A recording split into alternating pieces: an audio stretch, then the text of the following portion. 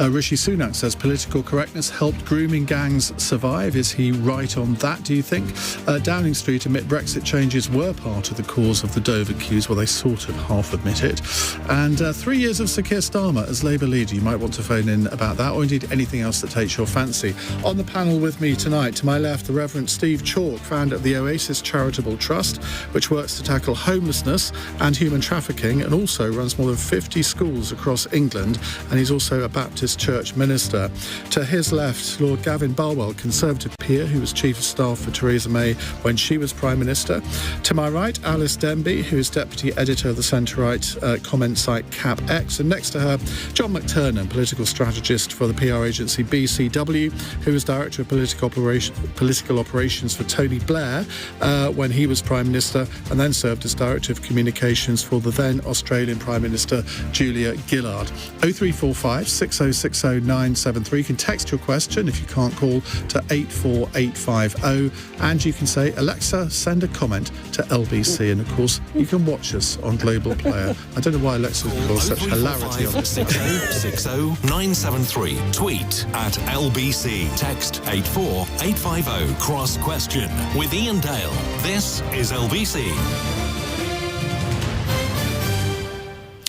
Right, let's go to our first caller. It's Aaron in Slough. Aaron, you're a teacher, I believe. I can guess what you want to ask. Yeah, I've been a teacher for almost 10 years now. And, I wanted to ask, how's the government actually going to rectify the sort of current pay issue? You know, or are teachers just going to be forced to strike sort of continuously? Gavin, let's start with you. I can't remember if there were many strikes when you were Chief of Staff to Theresa May, but this is one of those issues where often you think, well, it's down to the Education Secretary to solve, but she's hamstrung by the Treasury, that Number 10 will have a view as well. How do these things get resolved? So I think it's a combination of the line department, Number 10 and the Treasury, and trying to find a solution between them. I mean, to answer Aaron's question, I very much hope we're not going to have continuous strikes. You know, a lot of our young people missed a whole load of school during the pandemic with real consequences for their education. I expect, like everybody else on the panel, I've got a lot of sympathy with teachers. They, like everyone else, are enduring high inflation at the moment, impacting their cost of living. So I think what's required here is going to be compromise on both sides, like we saw with the nurses. The government's going to have to come up with a better offer, and hopefully the union is going to meet them halfway and compromise over that, because the public interest is clearly ending these strikes, getting our kids the education that they need, catching up on the damage that was done during the pandemic. Do you think the government's been a bit tin-eared on this? Because, of course, in Wales they got 11.1% over 2 years, in Scotland 12%. In England, it's 9% over 2 years. Now, if you offer less than people in other parts of the UK, you shouldn't be surprised if they're going to reject it. Yeah, realistically, the settlements in the two devolved administrations are going to set a kind of baseline, aren't they, for expectations, I guess. So unless you've got something else in the package that makes up for the fact that the headline figure is a bit lower, you're unlikely to get agreement, I would have thought. Steve Chalke, you run 50 schools across England. From the person who's running the school's point of view, what is the main sticking block here? I think if you talk to the unions, I talk to the union leaders all the time, the real issue isn't just their pay, it's conditions in the schools. So I was, combining my roles. You said I was a minister. I took a wedding service in Cambridge back last summer, and I met lots of young people who are now in their early 30s. They're getting married. They all met each other at Cambridge, and sitting around talking to them after the wedding, a whole number of them had gone into teaching. They believed in teaching. In terms of their ideology, they wanted to work in deprived communities. They wanted to offer their lives in service. They wanted to nurture kids. But now in their early 30s, it was alarming to me to see the number of them that had already left the profession.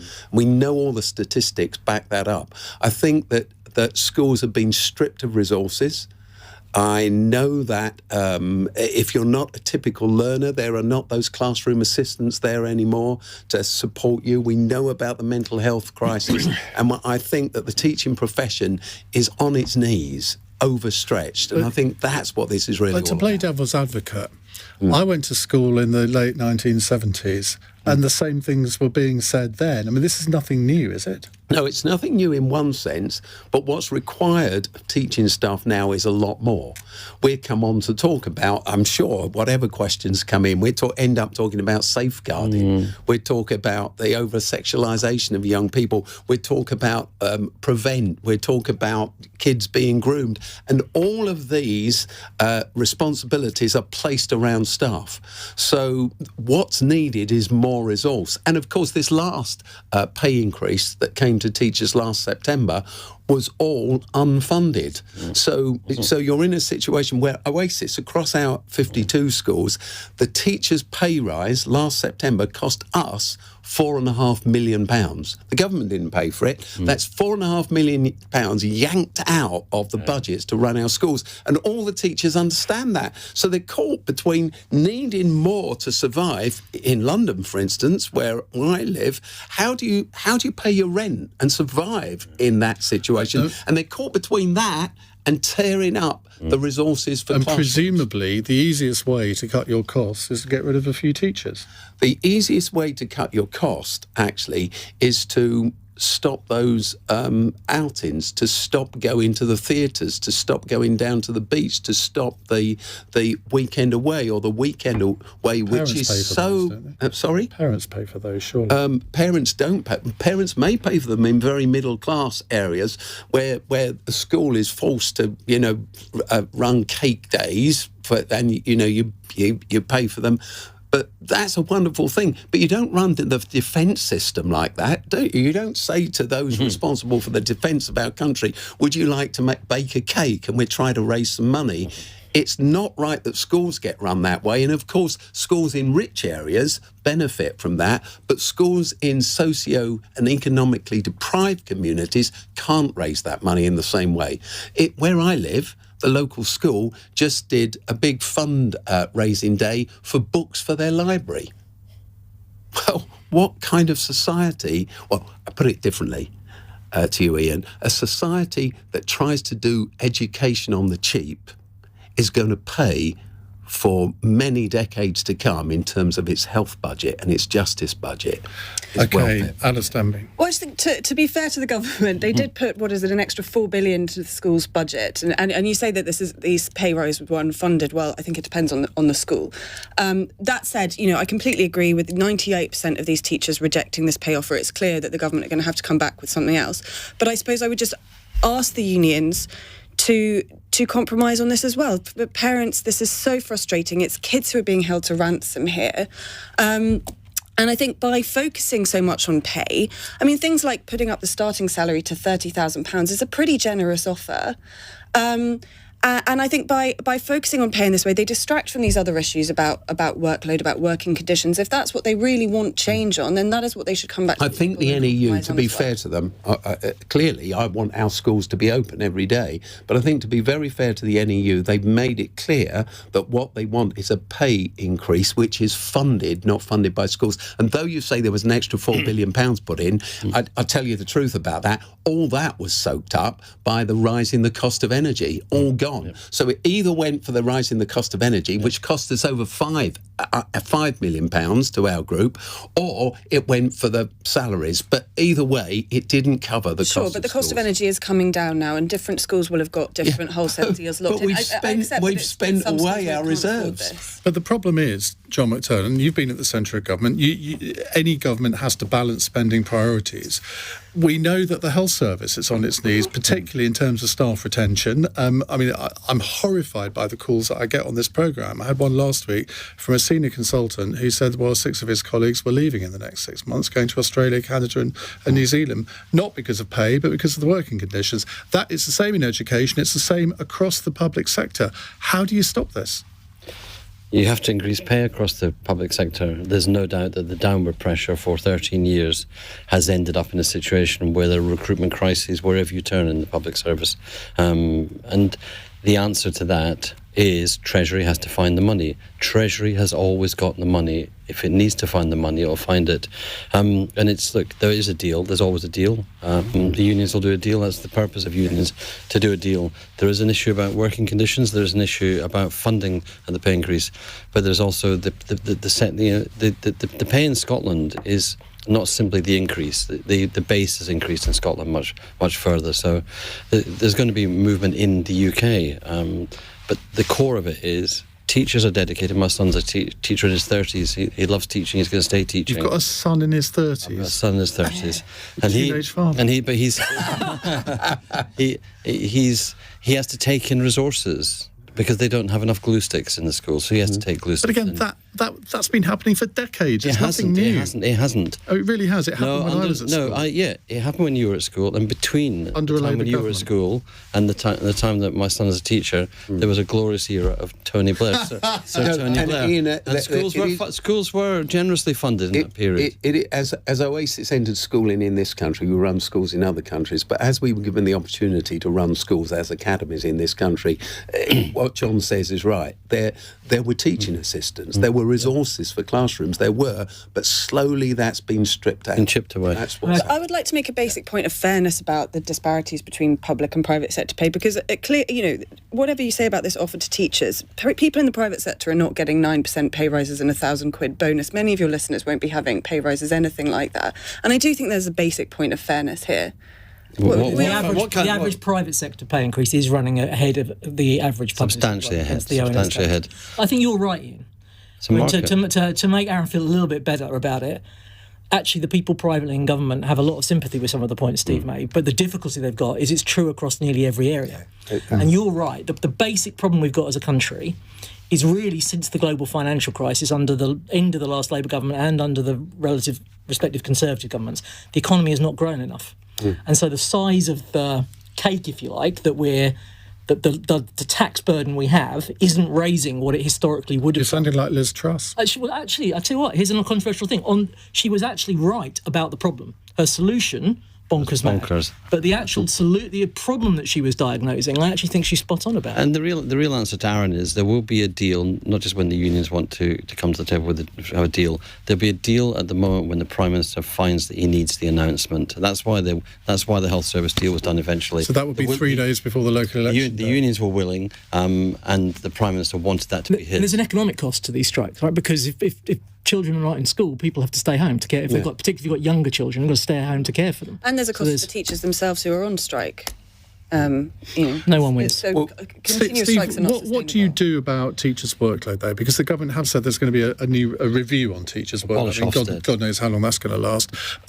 But we had a caller earlier in the programme who said that she's up until 1 o'clock in the morning basically answering parents' emails. She reckons she gets 100 emails a day, which is something that teachers in our era would not have had. With some of the things that the parents are wanting to know, you can't just say yes or no. You have to write a few paragraphs.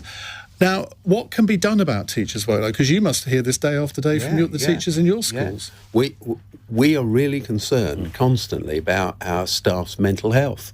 They're put on the front line. She broke down in tears during the call. With huge pressure, and you're absolutely right. I was talking to a friend of mine who doesn't work for an Oasis school. Her name's Julie, and I've known her for years and years and years. In fact, she used to be in my youth group when I was a youth worker. And she told me that she gets most of Saturday off just to get some sleep. All day Sunday, she works to prepare. She's in school just after 7 o'clock every morning. She's there till 6:30, and she goes home to prepare for the next day. You give your life to this. I think it must have been Julie that phoned in, because that's exactly what the caller said. And it happens time and time again. So in this, but then again, there'll be people in the private sector who say, well, okay, that may seem to be extortionate, the amount of time spent sort of effectively in the workplace, but I do that too. Sure, but what happens, you see, John whispered away, I don't know if you heard, abolish Ofsted. Yeah, I don't know what Tony would think of that. I've got my own opinions. But, you know, Sometimes. the point is this, whether you abolish Ofsted or not, we now know, don't we, that Ofsted has to go through a massive reform. It cannot carry on with these one-word judgments over schools.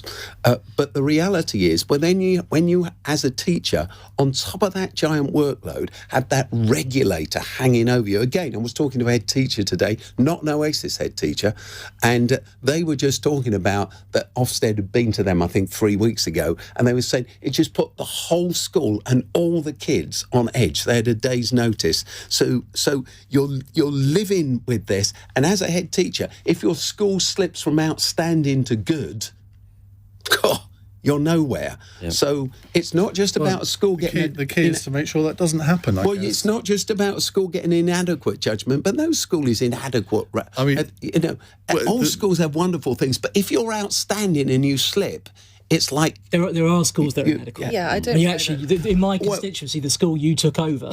and have transformed, it was inadequate before you took it over. But I still think that a one-word judgment on a thing... Well, that may be my so. wife That may be so, but to talk about I'm outstanding occasionally, but I'm inadequate Ofsted. most of the time. That's what my wife says. We need accountability. We need something that gives parents confidence in the quality of education their children are getting. Right. If I was running Ofsted and teachers were feeling like that, you'd want to change. But it's not a one-word answer, is it? It isn't a one-word answer, but if you are serious, John, in wanting to abolish Ofsted, I can't really believe that you are you? It clearly is a massive pressure in terms of working conditions. And when it becomes, if it's a big deal, if it's a deal, you can't give all the pay people want. Take something else off the table. If I was negotiating, I'd be considering that. You could call it reforming if you want, but if I was offering it, I wouldn't say I'm reforming it. I'd say I'm abolishing it. Then I'd bring something else. You need a regulator that works with you. I've got a friend who's You've got lots of friends. I have got. I've got a friend. Well, I've got a friend. Don't even work for you. I've got the friend. Yeah. Well, actually, I've got a friend who's the chair of a very important regulator in this country. If they get their job wrong, do it wrong, we'll all be in a lot of trouble. Sometimes you need the regulators to be regulated. I mean, and you need the regulators to work alongside the people they're regulating and help them solve issues. For the good that Ofgem or Ofwat do, you might as well put Ofcom in charge of those industries. But that's another story. I think no. We're running very late, so let's go to a break and then we'll move on to something different. It's 18 minutes past 8. This is LBC. Hello.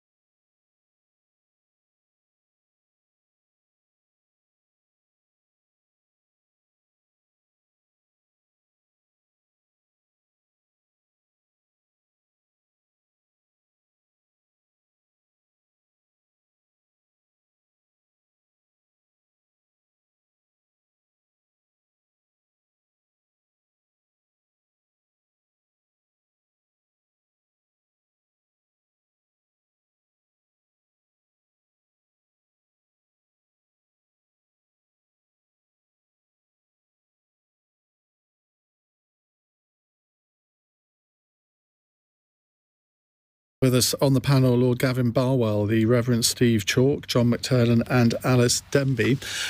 Diane in Edinburgh has been very nosy. She wants to know where everyone on the panel went to school, including me. What kind of school, I think she means. John McTernan. State school in Edinburgh. Alys. Private school in London. Bog Standard Comprehensive in Saffron Walden. A secondary modern. I failed the 11 plus and went to a secondary modern in Croydon. I went to an independent school in Croydon, but I went on a scholarship. My parents didn't pay for it. So I don't know what you make of that, Diane, but you got the answers anyway. Right, let's go to Richard in Gateshead. Hello, Richard. Hi, Ian. Are you okay? Very well, thank you. What would you like to ask? Right, I would like to ask the panel, following the sentencing of Thomas Cashman today for the murder of Olivia Pratt-Cordell, should judges be able to increase the final jail term for killers who refuse to come up for sentencing like he did today? So just to recap, Thomas Cashman was jailed for life, with the judge ruling he must serve a minimum of 42 years. He refused to go to the court for his sentencing, and none of his family turned up either. And the judge said him not appearing was disrespectful to Olivia's family. So should judges be able to increase the jail term in these circumstances? Alys.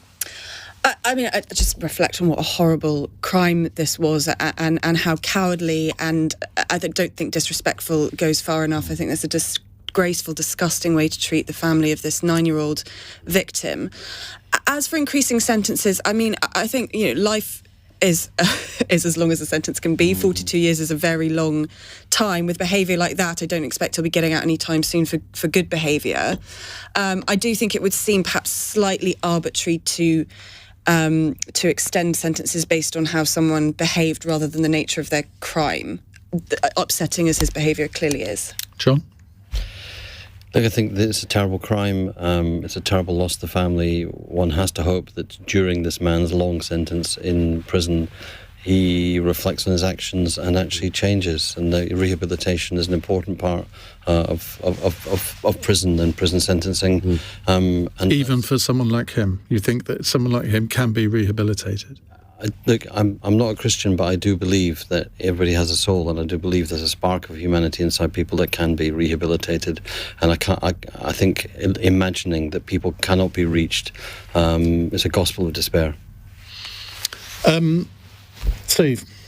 Well, we are just working towards setting up a youth jail at the moment. So the law has been changed in this country to allow us to open a secure school. And the old Borstal site, Borstal in Rochester, we work with the MOJ, Ministry of Justice, and we open at the end of this year a therapeutic a secure school, custodial place of custodial sentences, so young people will be sentenced to us for very violent crimes.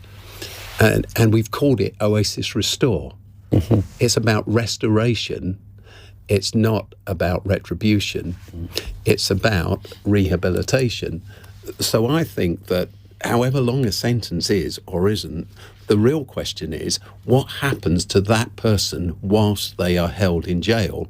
Because if we want our streets to be safer and our communities to be safer, at the moment we have this huge reoffending rate in this country. So it doesn't matter whether you keep that person in prison for 5 years or 10 years or 20 years for what they've done. It's when you release them, are they a danger to themselves and society? What ages will you be catering for? We will cater formally for 12 through to 18-year-olds. In reality, the very few 12-year-olds that are given a custodial sentence. So it'd be, on average, 14-year-olds through to 18-year-olds. And it'd be a mixture of young people on remand, waiting trial, young people with sentences that they may spend 18 months, 2 years, a little bit longer with us, and then young people who've committed murder, etc., who will be lifers, and they go from us into the adult estate.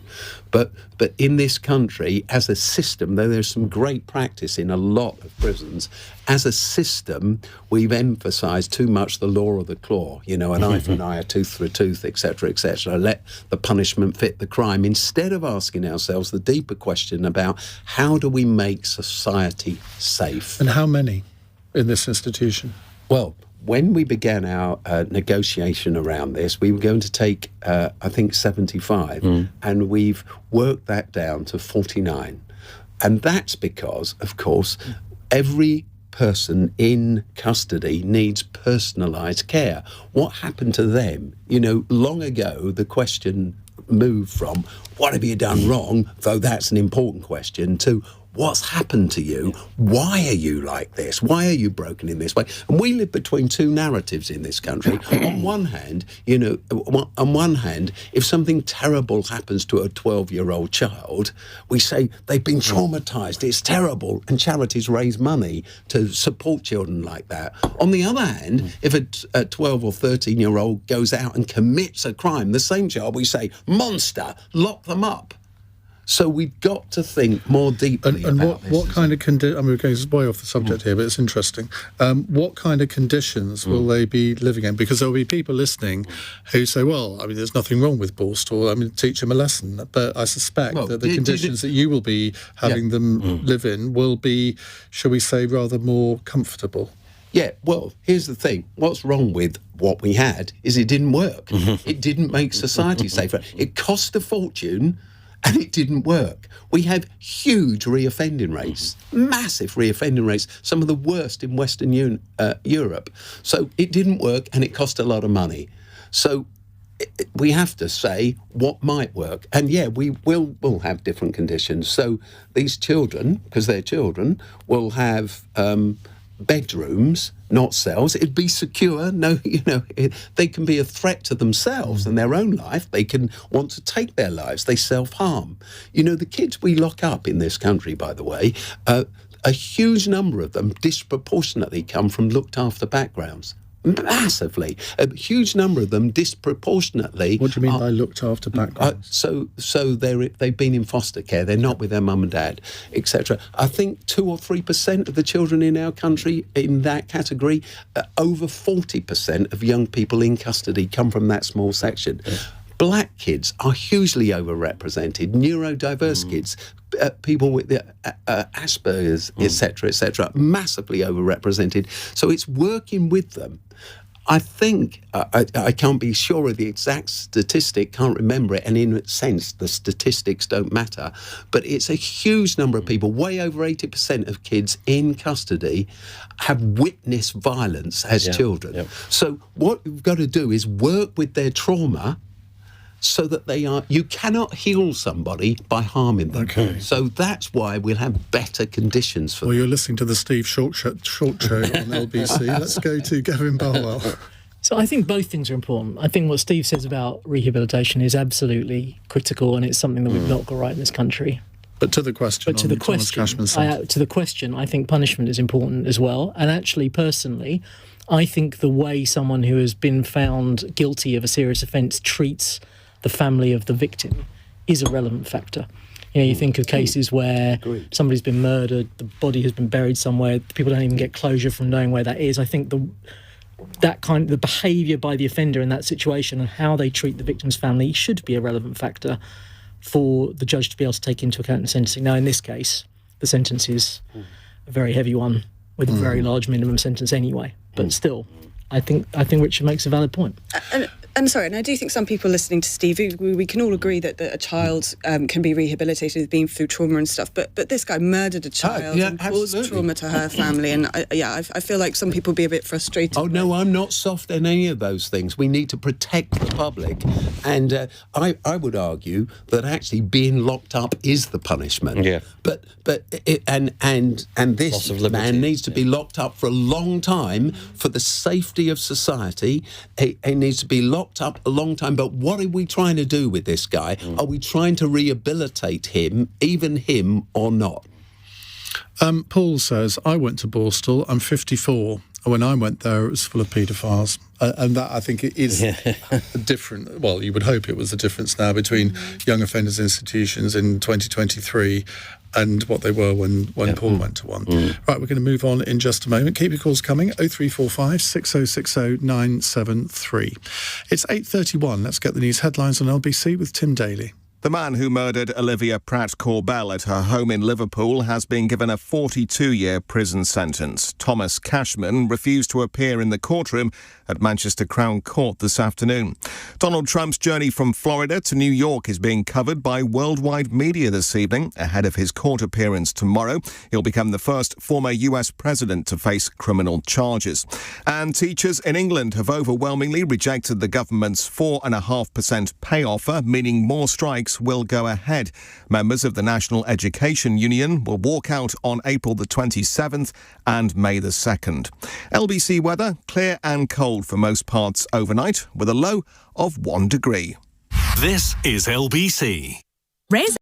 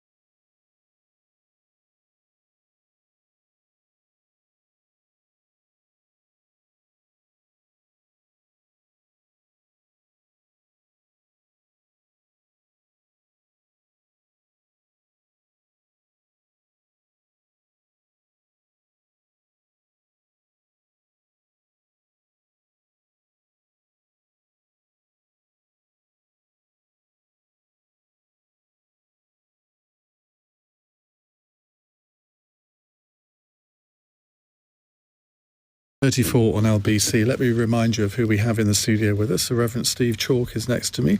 Gavin Barwell, Conservative peer, next to him. To my right, Alys Denby from CapX. And John, just explain a little bit what CapX is. So we are a sort of comment and analysis website. We're part of the Centre for Policy Studies, and we sort of promote ideas around free trade, global competition, growth, and all that kind of thing. I recommend all your listeners subscribe to our daily briefing. Well, I was happy to give the opportunity to do that. And John McTernan is here, former Director of Political Operations for Tony Blair, now works for the PR agency BCW. Right, next question from Rachel in Maltby. Hello, Rachel. Rachel, are you with us? Oh, no, it's a text. Sorry, I've been away for a few days, obviously. I haven't got used to doing this yet. Is Keir Starmer right to say that Brexit is playing a part in the delays at Dover, and should Labour be more vocal about it? And if you want to add a bit of comment about Keir Starmer's 3 years as Labour leader, because he celebrates that anniversary tomorrow, feel free. John, let's start with you. He's right. The Brexit is causing these delays. Having to have your passport stamp just does make things a lot slower. 3 years of Keir in charge of the Labour Party has done wonders to the Labour Party. He's washed us clean of the legacy of the anti-Semitic pensioner, Jeremy Corbyn, who gave us a terrible, terrible defeat. Would you like to slightly qualify that? You're actually accusing Jeremy Corbyn of being anti-Semitic rather than just tolerating it. Yeah, no, the Jeremy Corbyn, who had around him the aura of tolerating unprecedented anti-Semitism within the party. He's not anti-Semitic himself, but he seems to have lots of friends who have very dodgy views in that regard. No, Keir took on the party when I think every other person in the leadership of the Labour Party thought he would take the Labour Party to a respectable defeat. They thought that Boris Johnson was Lord of all he surveyed, and actually Keir's seen off 2 Prime Ministers so far and has still got a 15 to 20 point lead over the current Prime Minister, Rishi Sunak, after 6 months of Sunak. So I do think that what's been done has been an incredible triumph, but he's at the foothills because the swing that's required, Labour's on 200 seats to have a majority that's workable. Got to win 150 seats, and it's nearly doubling the current number of Labour MPs. So immense, but he's a safe pair of hands, and he fits that kind of broad international movement, doesn't he, towards unflashy men with a plan. You know, you've got Joe Biden, you've got Anthony Albanese in Australia, you've got Olaf Scholz and Rishi Sunak in the UK, possibly. It's true, but Rishi Sunak and the Tories, if people want slightly unflashy social democracy, they're probably going to go for a social democrat rather than for a Christian Democrat. Gavin Barwell. So, Rachel, I think the phrase she used was it a part of the problem? And the answer to her question then is yes. It wasn't the sole cause of the problem, but it is definitely a part of it. John thinks it was. I don't know if John really thinks that. Look, I think I get fed up with these arguments about Brexit. The best thing to do is to listen to the people that run the Port of Dover, and they said very clearly, partly bad weather, partly big surge in numbers, partly the Brexit delays. So that bit I think is crystal clear. It was a part, not the sole thing. On Keir Starmer, what would I say? I think that first of all, he's done the country a public service by dragging Labour back into the centre ground of politics, because it's in whatever colours we may have on our rosettes around this table, it's in the national interest to have 2 parties that could form a credible government, and that wasn't true when Jeremy Corbyn led the Labour Party. It is again now. I think that the situation is actually quite an interesting one. I would say that he's removed those negatives that Corbyn brought without really bringing... He's not an asset to the Labour Party in the way that Tony Blair was. So if you look at the polls at the moment, as John was saying, Labour's a long way ahead. But when you look at Sunak versus Starmer, Sunak is actually marginally ahead of Starmer on the best Prime Minister question. So I think he's still got a lot to do to seal the deal with the electorate in terms of him personally. But he'll certainly feel he's got a lot further in 3 years than he might have expected. I'd say he hasn't sort of seen off 2 prime ministers. They kind of saw themselves off. But he's done it in 3 years what Neil Kinnock took 2 electoral cycles to do, and I think that's the scale of the achievement. It's mainly the You used to be director of campaigns or something similar at Conservative campaign headquarters. If you were still there and advising the Conservatives on how to attack Starmer, what would you be saying? So I don't think that the answer is attacking Starmer. I don't think that the electorate are sold on Starmer. I don't think that's the problem. The problem the Conservative Party has got is the damage that Boris Johnson and particularly Liz Truss did to its brand. And what Rishi Sunak has to do, which is really difficult, is show people that he's different from them without upsetting the bunch of MPs he's got on his backbenches that still worship at the altar of Johnson. And that's the problem he's got. He can't go out there and say very clearly what I think he definitely privately believes, which is that the way, with Truss, the economic mistakes, and with Johnson, the way he ran government. If he privately believes it, should he be more authentic? I'd like to see him say it, but it's not easy for him. There's a whole group of his MPs and a whole group of his activists who still are big fans of Boris Johnson. It was very interesting, Ian, when he gave that first speech outside Number 10, he explicitly criticised Liz Truss. He said part of his job was to fix the mistakes that she made. But he didn't explicitly criticise Johnson. He implicitly said something about, I'm going to restore trust. I think he used the phrase, given all that's gone on. And we all knew what he meant and what he was referring to, but he didn't feel able to say it. And that's the problem. He's shackled by his party. He can't run fast enough to the place he needs to be, which means that the Labour Party, although shackled by the legacy of the 2019 election, actually is able to get to the place. And I think there's sometimes you just can't get yourself to the place that you need to get yourself. John Major couldn't get to the place. I mean, Tony Blair was an extraordinary politician, but John Major knew where the election was going to be fought and won. I'm sure Rishi Sunak does, and everybody's kind of aware of what the space is. Who can colonise it? It doesn't feel as though Sunak's government... OK, let's bring Steve in. I've never met Keir Starmer, but I believe he's an authentic person. He's a man of substance, the way I see it. I don't think necessarily, style and substance. I think that what a lot of the electorate want is a little bit of flashiness. But I think that Keir Starmer is an authentic man driven by a clear set of values, and he's got depth. Whether that's enough to win the electorate over, and I can tell Alys disagrees with what I'm saying. I don't think it was very authentic to kind of run on a platform as being the kind of heir to Corbyn, having been in his cabinet, and then set about very thoroughly purging the party of everything Corbyn stood for. Very pleased though I am that he's done it. I don't think he's authentic. I think he's just as calculating. Well, perhaps he's learned how to be. Nobody becomes leader by accident. No, but he's a talented politician. But perhaps he's learned and come out and learned how to be authentic in a way that Rishi Sunak. Can you learn how to be authentic? You either are or you're not, surely. Well, it's about courage. It's about courage, isn't it? It's not about learning. The learning is learning to be courageous enough to say what you actually think. I think he's got a vulnerability that he hasn't answered yet, which is that he served all the time under Corbyn. If you take someone like Rachel Reeves, who's another key member of Labour's team, she can say, well, I didn't serve under Corbyn, and it was wrong, and it was a terrible mistake. He's never really, to me, satisfactorily answered the question. And Sunak's got the same problem if he tried to distance himself from Johnson. But ultimately, someone like you in an election is going to want an answer to that question. Of why did you? Well, he was on with Nick Ferrari this morning, and I think Nick did put that question to him. But are you still a friend of Jeremy Corbyn? He kind of said, well, I never was. But there's the video of him saying, my friend Jeremy Corbyn. It's the Richard Nixon point, isn't it? Richard Nixon said you have to run to the right as far as you can to win the Republican nomination, then run back to the centre as fast as you can. And the truth is, it was entirely possible the Labour Party could have been dead at the end of that leadership election if the momentum-favoured Corbynite candidate had won. And so what was at stake was something massive. Now, I reckon if Angie Rayner had run for leader, she would probably have won. And we'd be in a different situation. We'd have a very different leader, probably the same policies, because the party...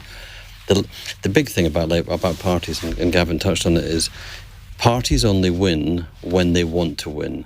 It's not sufficient, but it's absolutely essential. And the Conservative Party, Parliamentary Conservative Party, doesn't act as though it wants to win, does it? It's given up, hasn't it? Which is extraordinary in some ways. In that I can't recall this ever happening in my lifetime. I mean, even in '97, there was still a sort of vague hope that John Major could pull a rabbit out of the hat. It's much more like Labour under Callaghan. The end of the Wilson-Callaghan government, a party, a movement that had given up. It's kind of an interesting, what you were saying, Gavin, how Rishi Sunak, his task almost mirrors that of Keir Starmer's in having to kind of rebrand the party, of having to sort of purge itself in some ways. But it's much more difficult to do that from government than it is to do it from opposition. I think that's why you do hear some Conservatives talk about, needing the cold shower of opposition, this kind of council of despair. I feel like that's a pretty desperate situation for the party to be in, and I do think that there is perhaps a narrow path to Rishi Sunak somehow winning, but very narrow. Very narrow. It's not even as wide as a path. No. Do you think the party needs a cold shower? I don't think that any party that has a sort of has that idea taking hold within it is in a position to win. It's what you were saying. You need the will to win. You're not going to galvanise the electorate, are you? There's just no way of doing that. And in the end, that's what you have to do to win an election. Is that you then have the debates in opposition you probably should have sorted in government. And those can be very, very painful. The reason Labour has stayed out for a long cycle between 79 and 97 was because it had to have those necessary things. And there's a lot of bitterness to get out. And you can eat through really good opposition leaders as well, and opposition politicians. There are politicians, if you live your time in opposition, you never get a chance. You nearly always go in the wrong direction at first. Yeah, I think Labour, 83, Conservatives, after. First you blame the voters. The opposition, Cyrilla Braverman. First you blame the voters, then you blame each other. and then finally start to realise the votes. We could talk about this for the rest of the hour. I think the Brexit has a huge part to play in the hold-ups. Okay, I do want to get onto another subject, because this one's going to be right up your street, Steve, so just hang on in there. It's 8:45. LBC. In a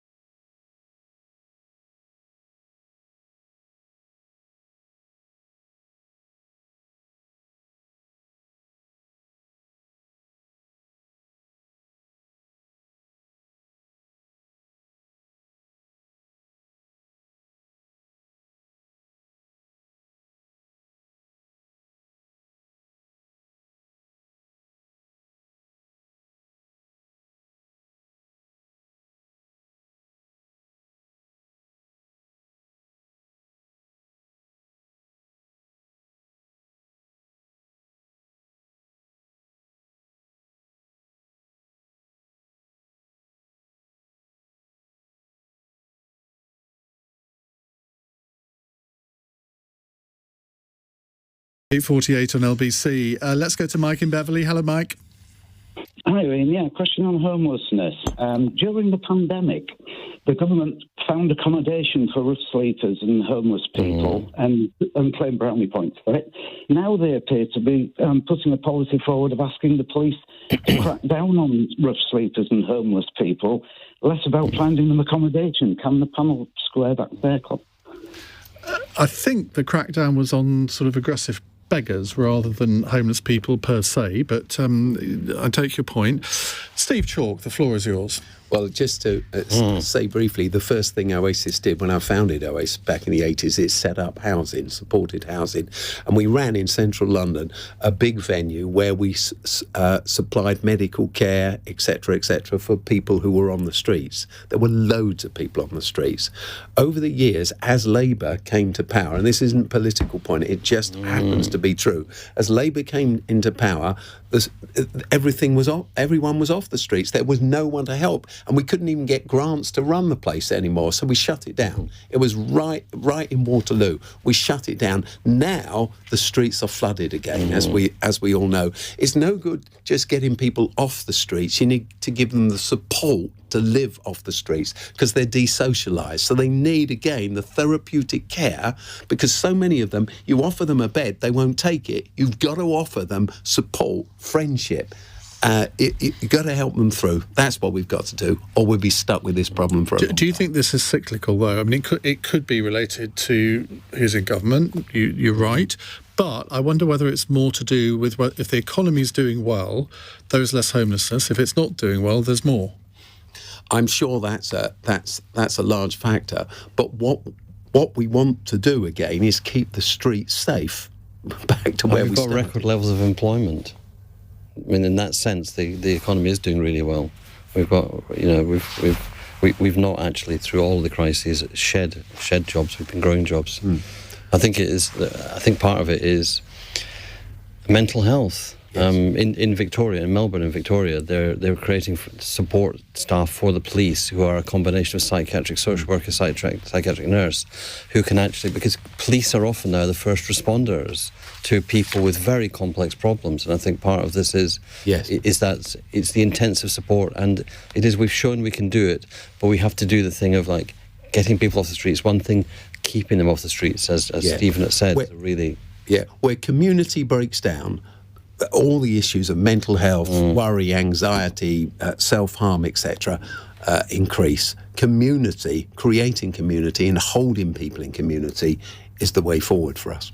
Gavin, do you think that this is a time when you need to have a sort of Louise Casey type figure who, I mean, if Steve is saying that sort of in the early years of the Labour government, back in the Blair years, homelessness was effectively solved, that was down to one person, it was Louise Casey. And I'm not suggesting that she would want to reprise her that part of her career, but if there isn't someone coordinating things, it is a subject that might not rise to the top of the political agenda. Yeah, it's someone's got to have it as their responsibility. Yeah. I think there were lots of terrible things about lockdown, but the success the government had on getting people off the streets was one of the triumphs, and it's tragic that progress has been lost. I think John is right that you're dealing with people that have got multiple profound problems. It's not just a housing issue, rough sleeping. The other thing I would say is I don't think, whilst I completely agree with the caller that this has got to be got right, I don't think there's necessarily wrong to say that at the same time you should deal with people that are doing aggressive becking, because often they're not the same people that are actually sleeping rough. So you can do both, actually. Alys? Yeah, I mean, I think I agree with everything the other panellists have said about homelessness, but I do think that the caller is conflating two different issues, because this kind of crackdown on antisocial behaviour seems to me a pretty superficial kind of, knee-jerk thing that the government is doing, is like banning laughing gas. I mean, really, like this, it seems to me that, the problem with laughing gas is the litter. It's not that it's harmful. If it hurt people, you wouldn't give it to women in childbirth, right? Well, you wouldn't. I've had it in childbirth. It's great. Would you want it again? I mean, I wouldn't go to the park and loiter with my friends and hailing out of balloons, but, maybe in my 20s. So yeah, I think that homelessness is a very serious issue. I think this antisocial behaviour crackdown is pretty desperate stuff. And I think, they should concentrate on police that can actually solve crimes, that can, not just give you a number for your insurance. Yeah, and sorting out, the deep problems with the Met. I think that is what the government should be focusing on. Absolutely. When it comes to antisocial behaviour. Right, let's move on to another question. It's a text question from Michael in Leicester. Is being charged with criminal offences actually going to propel Donald Trump back into the White House rather than into prison? Now, one poll today gave him a 26-point lead over his main Republican rival, Ron DeSantis, and it seems as though other polls are saying that over the weekend his popularity has shot up, which... I mean, I don't understand this phenomenon whatsoever, but maybe some of you do. Gavin? So I think the answer to the question is it's probably going to propel him to the Republican nomination, but make it impossible for him to win the election against Biden. It works in the Republican base. It doesn't work in the wider electorate. I think it's also worth saying the circus is on the TV now that we're watching as he's driven into New York, that of all the different things he's being investigated for at the moment, these charges that we're going to find out about tomorrow are the least serious. There are 3 other investigations ongoing for much more serious issues to do with what happened on 6th January 2021, the attempt to change the election in Georgia, and what sounds like deliberate attempts to conceal secret documents from the government in his possession at Mar-a-Lago. So those things are even more serious than the thing that we're going to hear about tomorrow. John? Oh, look, I think Gavin's absolutely right. This helps him with the selectorate, the base he's running for, who he was already on the up. He decided to turn on Ron DeSantis. It now looks as though Trump is inevitably going to be the Republican nominee. But this hurts him with independents. It hurts him with the middle-of-the-road people. You can't win from the Republican or the Democrat side by only getting your own base. You've got to win the middle ground. And a lot of the middle ground are suburban. They're law-abiding. They live in, and they're women as well, and they're women with a political voice, and women with an anger about Trump and losing the right to abortion, the overturning of Roe versus Wade by the Trump Supreme Court. So I think this will become it's a lightning rod, and it will be great for him in one dimension in his own base. It'll be terrible for him in the media, and particularly if any of the other cases come through. I don't actually know constitutionally whether you can actually run for president from a prison cell. You can. So, well, unbelievably, this may be. You can. This may well be. And I can't remember how I found this out, but apparently the Socialist Party candidate in 1920. Oh yeah. Ran for president from his prison cell. That's because he was fitted up by the boss class. Possibly, who knows? Alys. To me, this just highlights the enormous gulf between British and American politics. I find this whole spectacle extraordinary. And while we've had a, pretty colourful time here in Britain, hush money to a porn star is worse than anything Liz Truss did. I mean... you say that. I mean, let's not talk about Boris Johnson. So, yeah, I just find this a very extraordinary spectacle. And the idea that this man was president, that there were women, American women, who voted for him, I just find it baffling. It's not there's things about this country. Am I not right in remembering that after his grabbing the comment, his popularity among women went up? This just makes me... I thought I knew American women, but I think we're very different creatures. So does he. Steve? Well, I was amazed. I looked at a tweet that had been copied thousands and thousands of times yesterday as a Christian, and it said it compared Trump with Jesus, because it said that in the lead up to Easter, wasn't it amazing that both of these men have been arrested? Both of these righteous men have been arrested in the lead up to Easter. Incredible, isn't it? So I think this man's ability to hoodwink people is extraordinary. But I do think, I agree with everyone here, I think this is the beginning of the end, but I think it's a great story for some Hollywood director. This is going to make some big As Kate Forbes informed me, Steve, we are all sinners. We are. Let's move on to our final fun text question. Twitter, this is from Parmjit in Bristol. Twitter has begun removing blue ticks from people who won't pay Elon Musk to keep them. Who is your favourite person with a blue tick? Gavin and Steve have blue ticks. Alys and John do not. Make of that what you will. And it also says here the production team will not accept Iain Dale as an answer. Whose blue tick would you not want to lose, Gavin? I don't know. Ask someone else. Let me think of it. I wouldn't want to lose Gavin's. I now know he's got one. I don't pay a lot of attention to these things. I can't quite make up my mind whether I'm going to pay to keep mine. It's not because I want for a vanity reason of having a blue tick, but you can't run a Twitter poll in future if you don't have it. You don't get the same analytics as you get now. So... Alys. Where would your life be with that? Well, I don't have one, and I think it's too embarrassing to pay for one now, as my very tiny number of followers. I'm going to say a really crawling answer. My favourite blue tick is my editor-in-chief of CapX. It's Robert Colville, who's also a Sunday Times columnist, and he's my favourite because whenever he retweets an amusing tweet of mine to his many more followers, it always gets a lot of likes. So he does me a big favour there. I've never heard such a creepy answer. John? Well, I was going to say, obviously, Tony Blair, which could have out-creeped. No. I think people... I still like Twitter for the people who intrigue, amuse, inform. So my choice would be John Elledge, who writes a great Substack, who writes for this New Statesman. He's always fascinating, always interesting. Okay. And if he loses readers... And he's coming on Cross Question in a few weeks' time. Oh, well... Steve? Well, I said Gavin. Oh, no, you have done, haven't you? Yeah, because I shall brain words into gear. Yes. Well, can I ask you a question, though? Are they going to take away your blue? Yeah. They will take it away if I don't pay. I thought there were two different types. There's free type. I've been drummed out. I don't know why I've got one at all. I'm going to take John's inspiration. I'm going to say sort of Sam and Laurie Friedman. They've got blue ticks a lot, but they do a great... So they're one of the people I most enjoy reading on Twitter. Exactly, Sam Friedman. I don't know if this has got a blue tick, but I wouldn't want to be without Fesshole. Oh, Fesshole. And if you've never heard of Fesshole, Look up and you're of a Fesshole. slightly delicate disposition, don't look it up on Twitter, but it is very, very funny. Right, thank you all very, very much indeed. Gavin Barwell, Steve Chalke, John McTernan and Alys Denby. We'll have you back again very soon. Now, divorces have reached a 10-year high, and I want to know what it's down to. Why do you think that is, that more and more people are getting divorced compared with 10 years ago? Though if you look at the divorce figures 20 years ago, they were about 80% higher still. But why is this trend being reversed?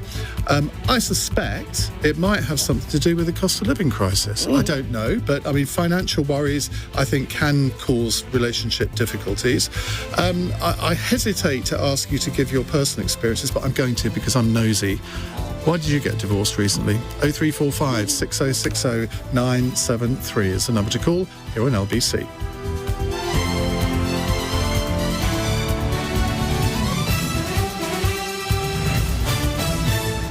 On your radio, on Global Player, and Play LBC. leading Britain's conversation.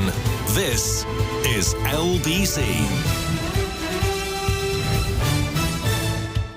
From Global's newsroom, Donald Trump has arrived in New York ahead of a court appearance tomorrow where he'll become the first ex-president to face criminal charges.